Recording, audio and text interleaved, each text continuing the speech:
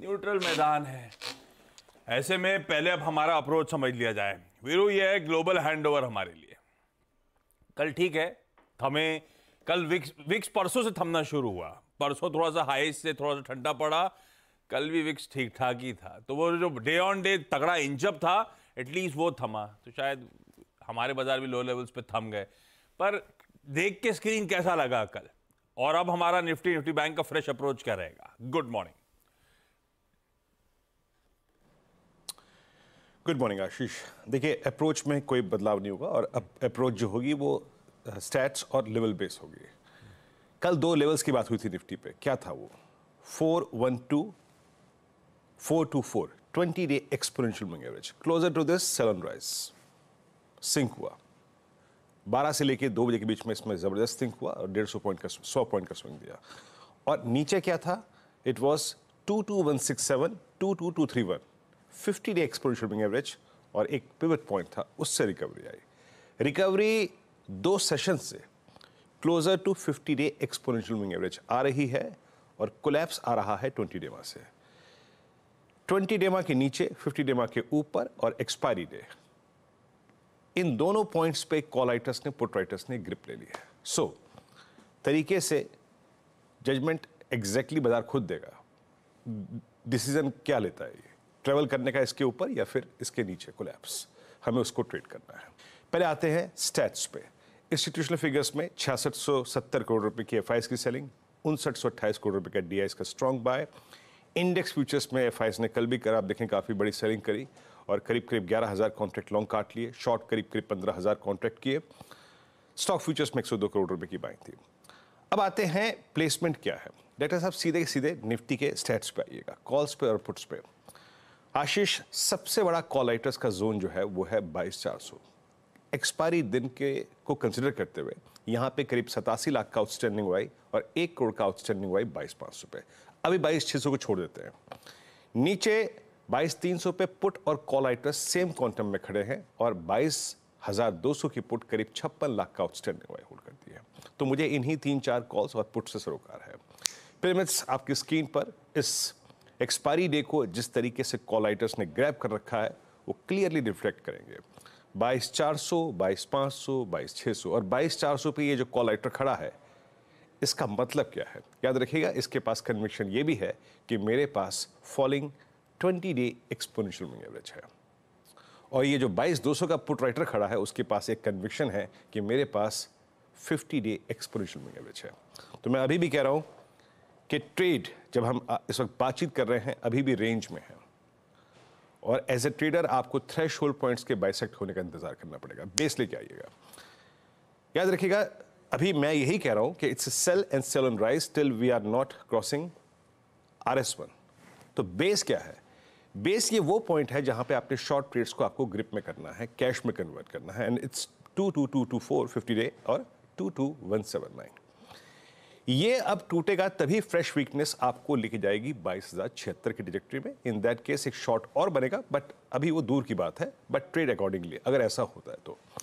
But हम base 1 पे अपने सारे शॉर्ट्स को कवर करेंगे और याद रखिएगा, जो भी सेल ऑन राइज के थॉट्स हैं आशीष, वो हैं इस जोन तक।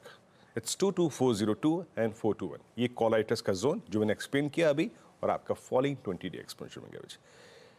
एक्सपायरी डे है, अगर ये पॉइंट क्रॉस होता है किसी भी सर्कमस्टेंसेस में, तो आपको एक सेकेंड रेजिस्टेंस तक का स्विंग मिल सकता है। तो हमारे पास दायरा है जो कि कॉल और पुट राइटर्स ने डिफाइन कर दिया है, जो कि 20 और 50 डेमा ने डिफाइन कर दिया है।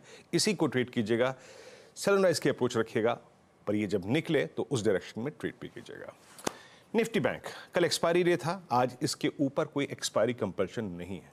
कल एक्सपायरी डे था, उस छोटी सी रेंज में कोलैप्स आया, कोलैप्स 47,888 पे जाके एब्जॉर्ब भी हो गया। एग्जैक्टली इसी चैनल की बात मैंने की थी, एक छोटी सी चैनल है, उसमें सेल ऑन राइज कीजिएगा। कॉल राइटर्स बहुत स्ट्रांगली 48,500 पे प्लेस्ड हैं और 48,000 पे एक टसल है between call writers and put writers. मैं स्टिल श्योर नहीं हूं कि कौन से साइड पे, अगर आप देखें कौन सा स्टॉक फ्यूचर आके ग्रिप लेगा, बट SBI के नंबर्स याद रखिएगा क्रिटिकल रहेंगे इस रेंज को क्रॉस करने में। रेंज क्या है? RS1 लेके आइए। याद रखिएगा 48,500, ये कॉल राइटर्स का एक बहुत स्ट्रांगली ग्रिप किया हुआ जोन है। प्लस 48,310 और 522 ये आपके फॉलोइंग 10 और 20 डे एक्सपोनेंशियल मूविंग एवरेज है। इसको ध्यान रखिएगा। कोई भी नंबर, कोई भी आई थिंक इवेंट अगर आपको इसके ऊपर लेके जाता है तो एक शॉर्ट कवरिंग स्विंग आपको 48,751, 48,896 का स्विंग प्रोवाइड कर सकता है। But till the time RS1 नहीं बाइसेक्ट हो रहा है, it will be a sell and solid rise. But याद रखिएगा, जब डिफाइन करते हैं, जब हम वो सेल ट्रेड ग्रिप करेंगे तो क्या पॉइंट है जो आपको जहन में रखने हैं। पहली बात, बेस लेके आइएगा। 48,000 वो पुट राइटर्स का जोन है, लेकिन अगर वो नहीं टिकता तो पहला बेस जो है वो आपका डोमिनेट कर रहा है 50 डे एक्सपोनेंशियल मूविंग एवरेज। यहां पे जरूर कवर करिएगा, और ये एक ऐसा जोन है जो कि एक पुल बैक दे सकता है। तो आशीष, दोनों ही इंडस्ट्रीज पे RS1 और बेस 1 आज तय करेगा कि किस ट्रेजेक्टरी में बदला जाना चाहता है। अगर ये बाइसेक्ट होंगे उस डायरेक्शन में तो अच्छा स्विंग प्रोवाइड कर सकते हैं। आशीष, इंटरेस्टिंग। चलिए, ये है निफ्टी बैंक का आज थर्सडे का अप्रोच। हर्षदा के पास चला जाए सारे इंपॉर्टेंट स्टॉक्स इन न्यूज के लिए। Harshada, good morning. Ashish, good morning. आज पहले तो LNT के नंबर्स पर मार्केट रिएक्ट करेगा, और यहाँ पर आप गौर करें तो प्रॉफिटेबिलिटी का आंकड़ा आया 4,396 करोड़, उम्मीद से बेहतर है। रेवेन्यू भी इनफैक्ट एक बीट है 67,000 करोड़ के आसपास। EBITDA लेवल पर हालांकि 7,520 करोड़ का अनुमान था, 7,234 करोड़ कंपनी ने डिलीवर किया है। मार्जिन एक्सपेक्ट कर रहा था मार्केट 11.4% के आसपास आएंगे, ये सब 11% पर हैं। ऑर्डर इनफ्लो के लिहाज से ये साल अच्छा रहा है। इस पर्टिकुलर क्वार्टर में कंपनी कह रही है कि रिकॉर्ड ऑर्डर विंस करीब 3 लाख करोड़ के, इंटरनेशनल ऑर्डर्स करीब 38% पूरी ऑर्डर बुक का हिस्सा बन गए हैं, और अच्छी खासी पाइपलाइन है। इनफैक्ट अगले साल के लिए यानी कि FY25 के लिए कंपनी कह रही है 12 लाख करोड़ के ऑर्डर्स ये जीतती हुई दिखाई देगी।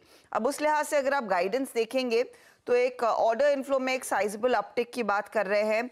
टॉप लाइन में कह रहे हैं 15% ग्रो होती हुई दिखाई देगी, लेकिन FY25 के लिए जो मार्जिन का गाइडेंस है वो थोड़ा सा निराशाजनक है। 8.25% के मार्जिन्स कह रहे हैं, यानी कि आगे मार्जिन्स और कॉन्ट्रैक्ट होते हुए दिखाई दे सकते हैं, ये कंपनी का बयान है। तो ये स्टॉक आप सबसे पहले रेडार पर रखेंगे। TVS मोटर जैसे एक्सपेक्टेड था वैसा ही एकदम बढ़िया परफॉर्मेंस। प्रॉफिटेबिलिटी का आंकड़ा 485 करोड़ पर आता हुआ, 8,170 करोड़ के करीब इनका रेवेन्यू है। EBITDA मार्जिन्स आप देखेंगे तो 11.3% और लगातार तीसरा क्वार्टर जहां पर 11% के ऊपर के मार्जिन्स कंपनी डिलीवर करती दिखाई दी है। EBITDA ग्रोथ खुद करीब 926 करोड़ के आसपास आती हुई दिखाई दी है। अब ओवरऑल रिकॉर्ड कंपनी ने किया है, हाईएस्ट एवर रेवेन्यू FY24 में, और EV सेल्स में 100% तक की ग्रोथ दर्ज हुई है, तो नतीजे अच्छे हैं। इसके साथ ही आज बैंक ऑफ बड़ौदा रेडार पर रहेगा, जहां पर बॉब वर्ल्ड जो कंपनी का ऐप है उससे जो RBI ने रिस्ट्रिक्शंस लगाए थे अक्टूबर 23 में वो हटा दिए हैं। अब कंपनी बॉब वर्ल्ड पर कस्टमर्स की ऑनबोर्डिंग दोबारा शुरू कर सकती है, तो इनके लिए एक बड़ा रिलीफ है। इस कंपनी के लिए भी आप कह सकते हैं 6 से 7 महीनों में RBI की तरफ से रिलीफ आया है, जैसे हमने देखा था बजाज फाइनेंस के केस में। टाटा पावर भी फोकस में रहेगा। टाटा पावर के नंबर्स रेवेन्यू के तौर पर आप देखेंगे तो एक बीट है 15,847 करोड़, EBITDA में करीब 21% तक का इजाफा, 2,331 करोड़ का फिगर।